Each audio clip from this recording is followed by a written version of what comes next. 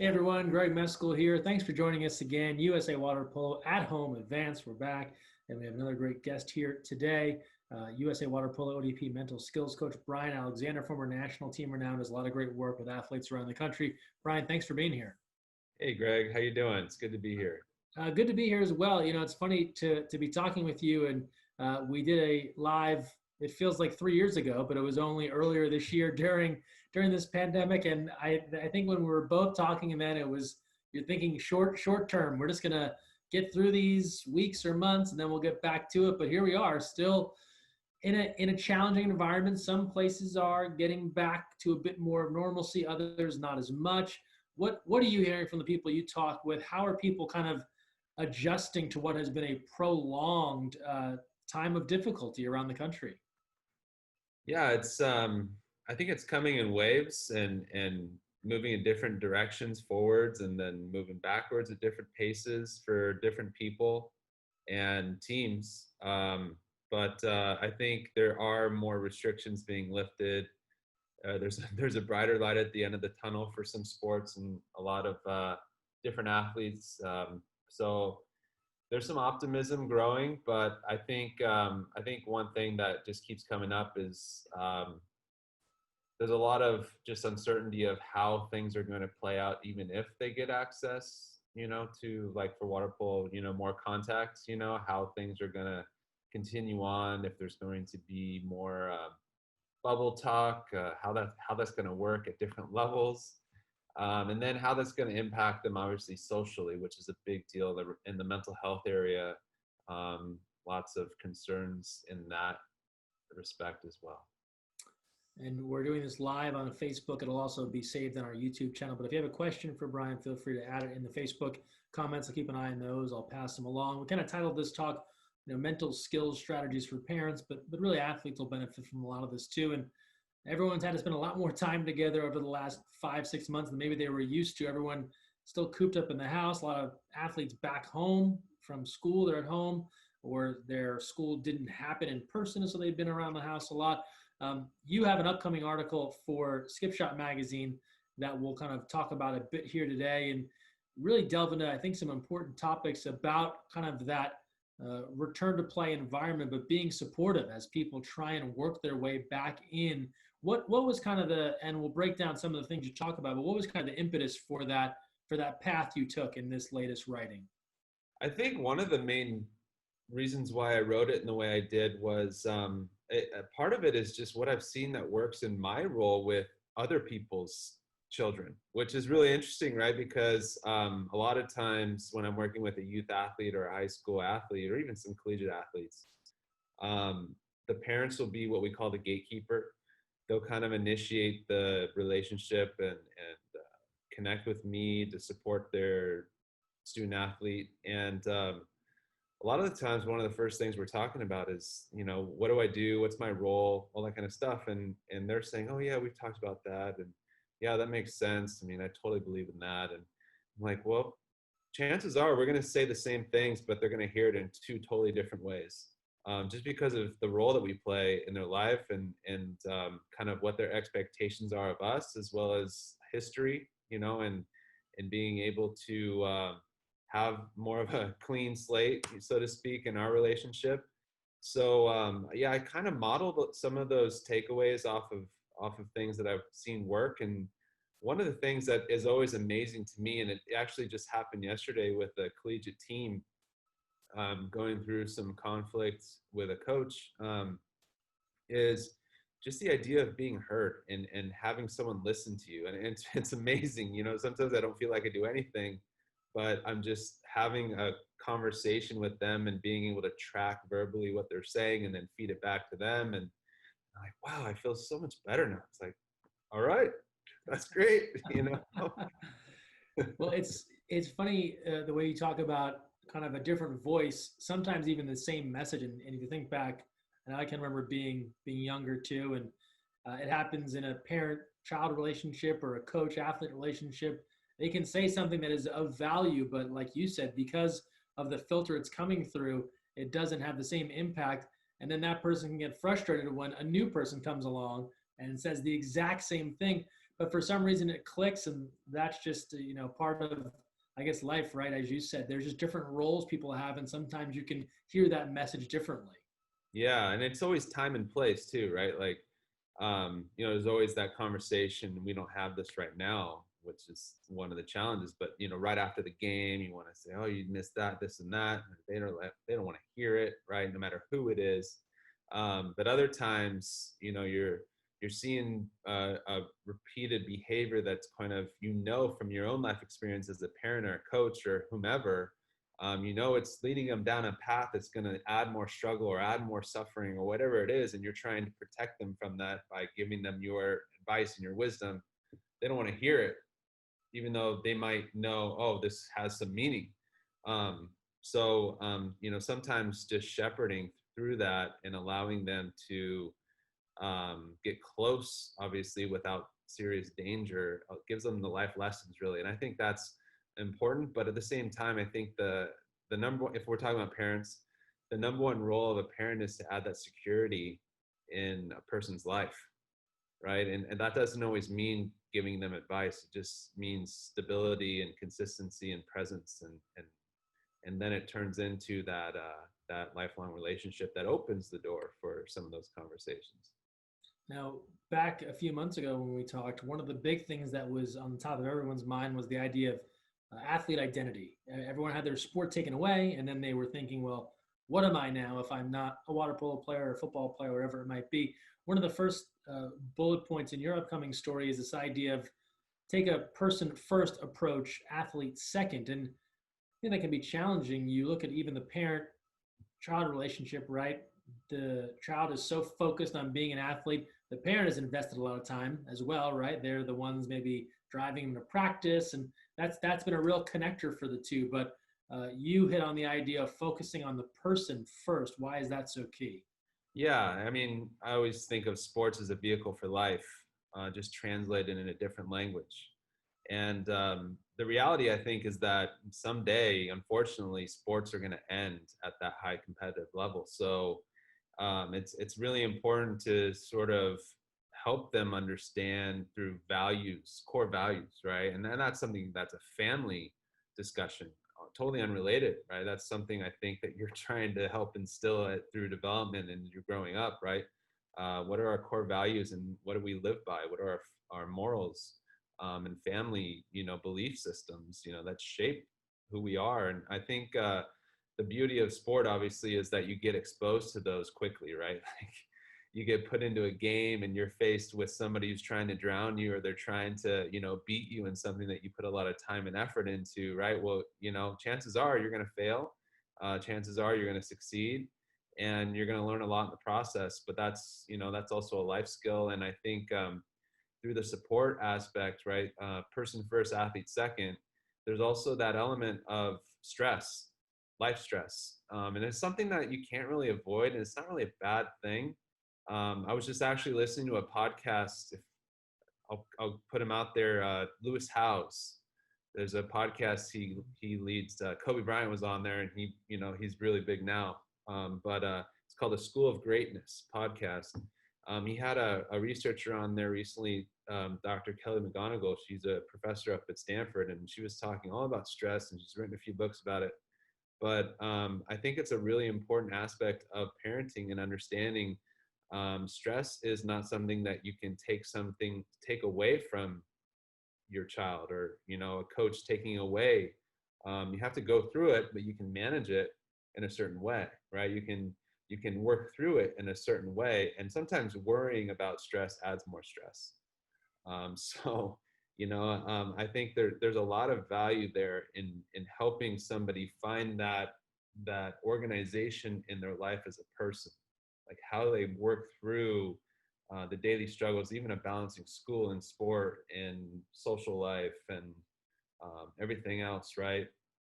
So that you can become a better athlete, right? And coaches might say that all the time, try and leave your extra baggage at the gate, right? But the reality is that you try and suppress that stuff and it starts building up more and more underneath. And then in the high pressure, high stakes moments, it sometimes boils over in the wrong direction. So I think that's the idea of person first, athlete second. we hit a bit on the idea of athlete identity, and it's worth just revisiting. I think because this has been so prolonged, athletes have been away from their sport for many. It's the longest they've ever not done what they normally do. As you've worked with people over time, and maybe they've still been able to do some sort of physical activity in the last 5 or 6 months, but what do you think people have learned at the athlete level about themselves when they've had this really prolonged gap from what they normally do? It's not just now a 2 week thing, it's everyone going through what is really kind of equivalent to a massive injury rehab when you're talking about this amount of time away from your sport. Yeah.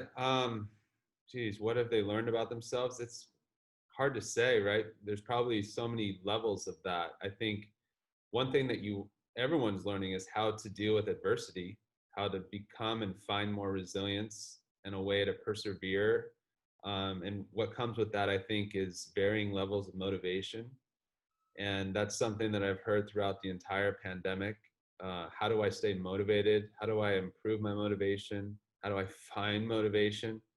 Um, Something that I always like to think about is motivation as a skill, right? It's not something you have or you don't. It's more important to think about the quality of your motivation, because you have motivation when you just step out of bed in the morning, right? And you can improve the quality of your motivation.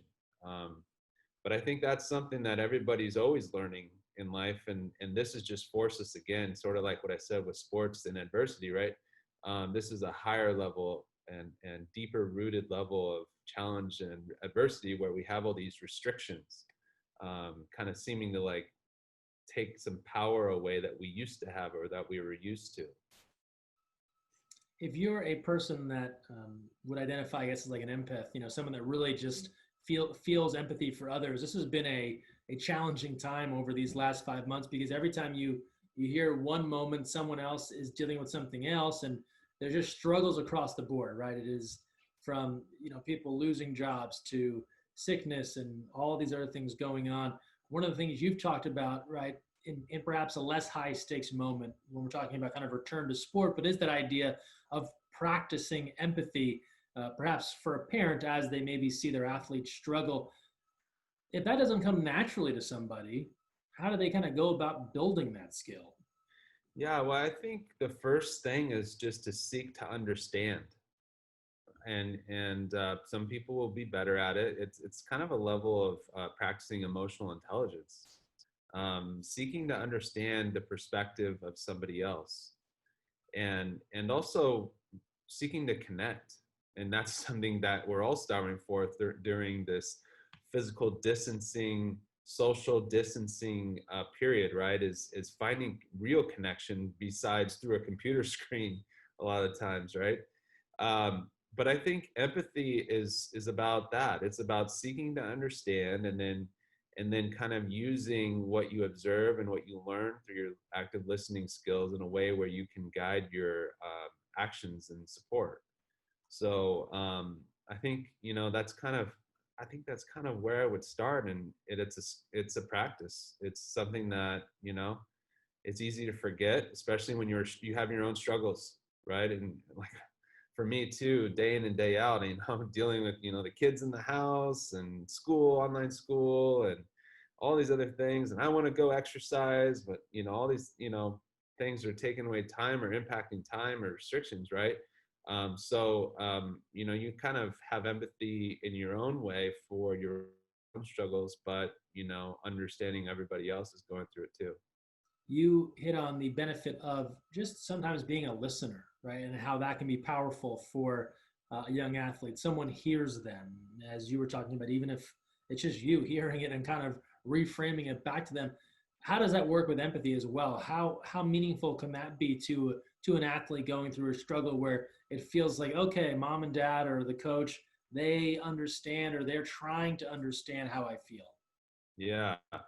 Well, this is a good one because I teach a counseling skills course as one of my little side hustle gigs too, right? And it's aligned with my consulting practice. And we talk about these active listening skills, right? Like giving people the mm-hms, the yes, the oh, let's show that you're actively involved, and as well as paraphrasing and summarizing what you've heard from them, and then making sure, is that what you meant to say, right?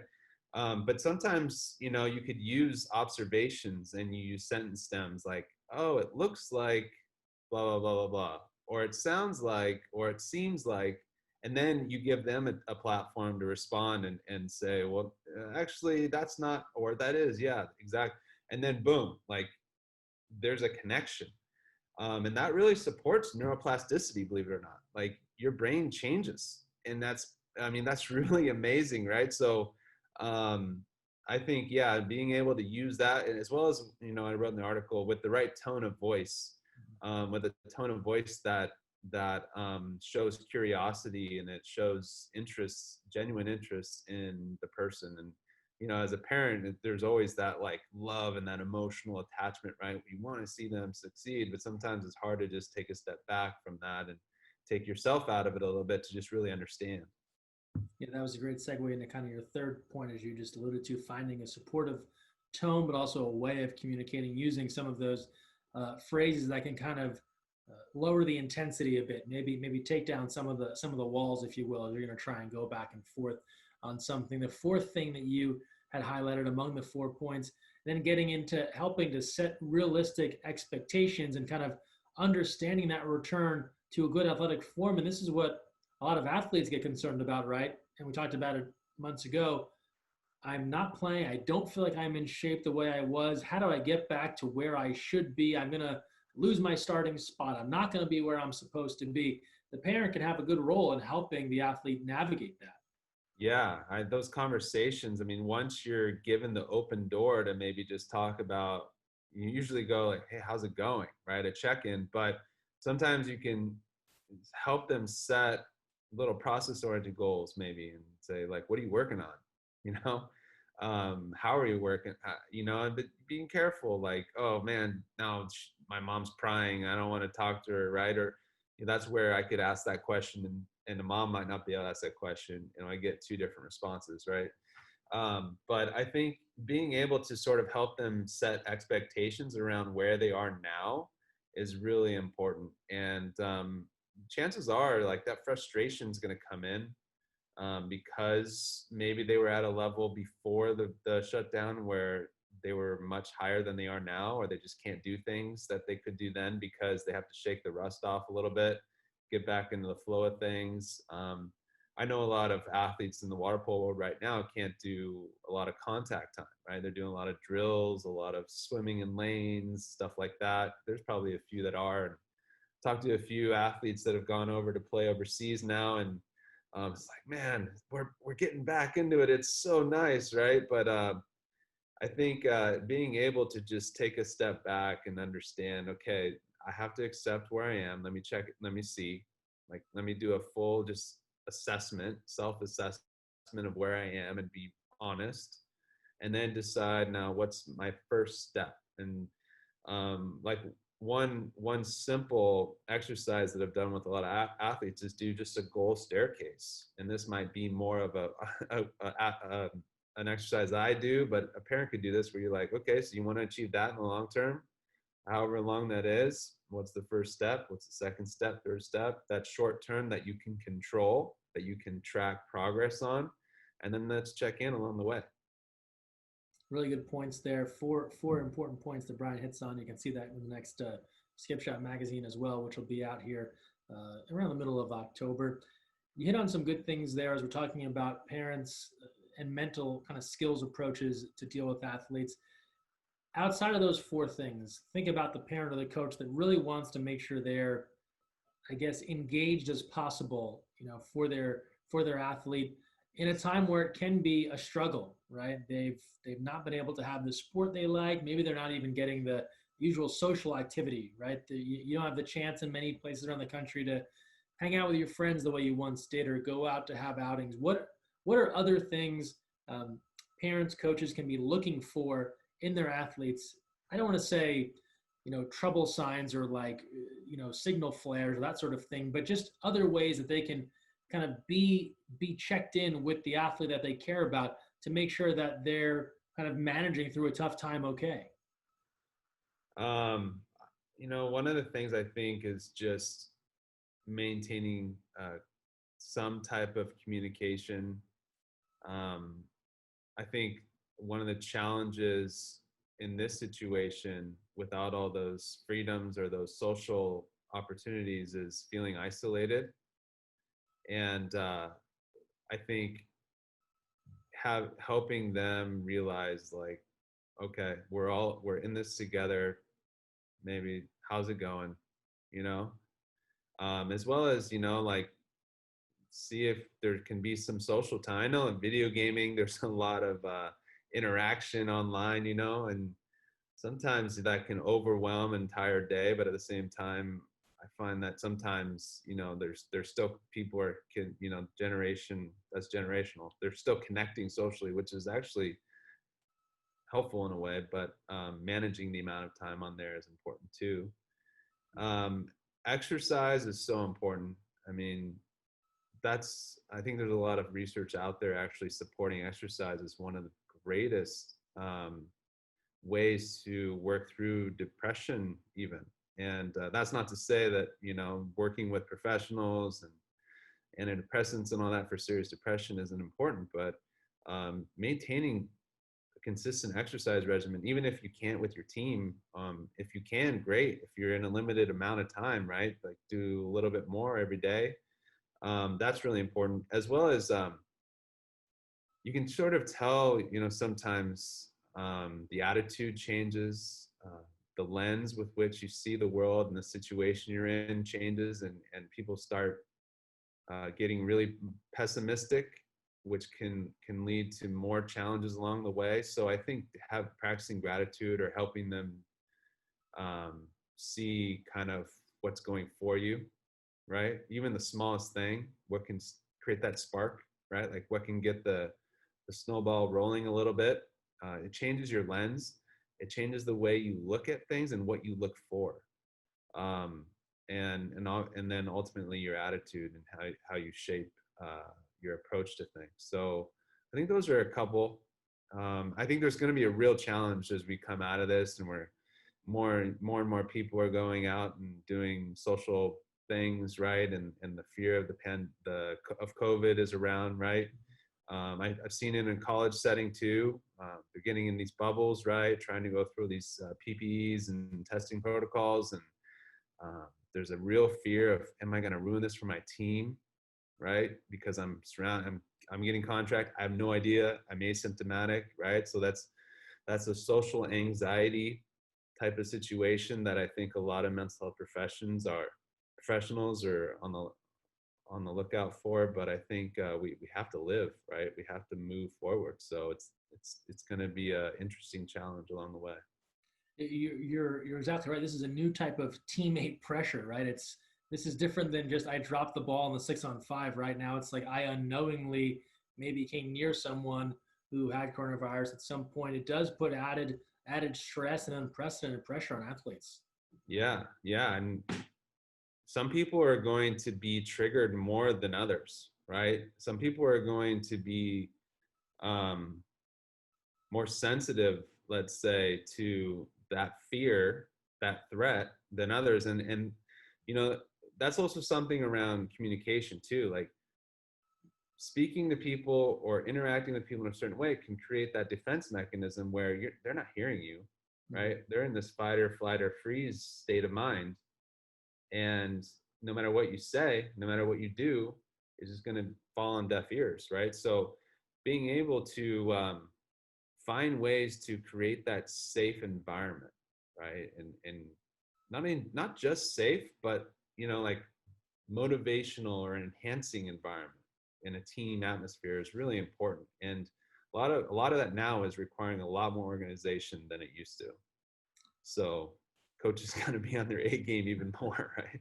Yeah, if the job of the coach or the teacher or the parent wasn't hard enough, right? You've now added these other elements into it. Really, really good stuff here, Brian. As we wind to a close, I want to try and find a little silver lining here. So when you think about going through adversity, a water polo team that, for example, maybe won 3 games in a row in overtime, they'd say, well, they're battle tested. They went through this, and now they know when the chips are down how to respond.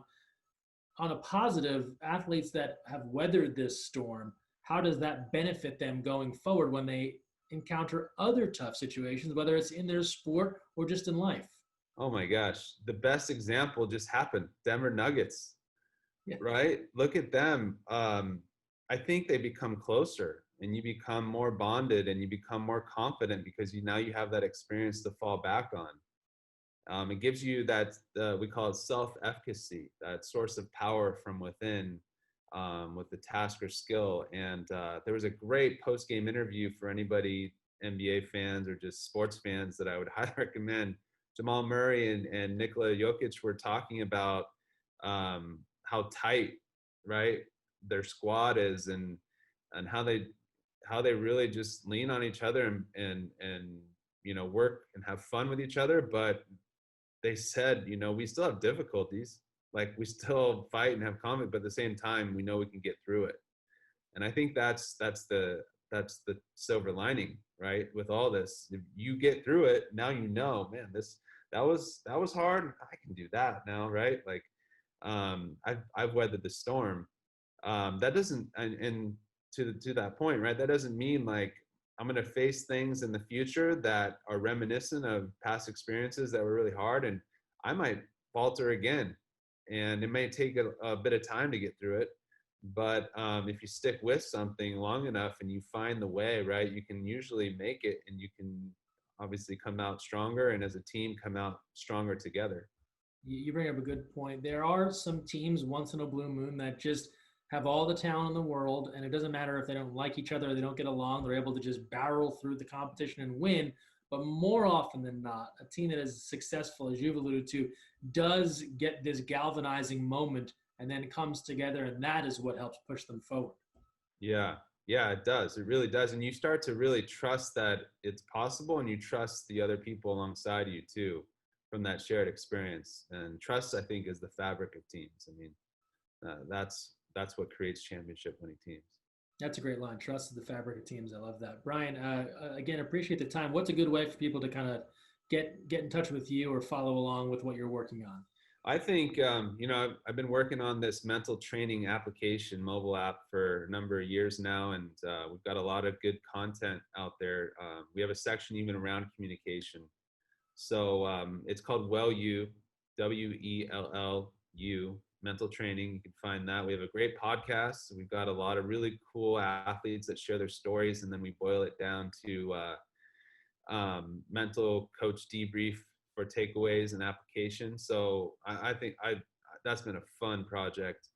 But sneak peek, actually, I interviewed Rod Laver, tennis legend. He's going to be up next month. So that was a really fun dive into the tennis world and his experience.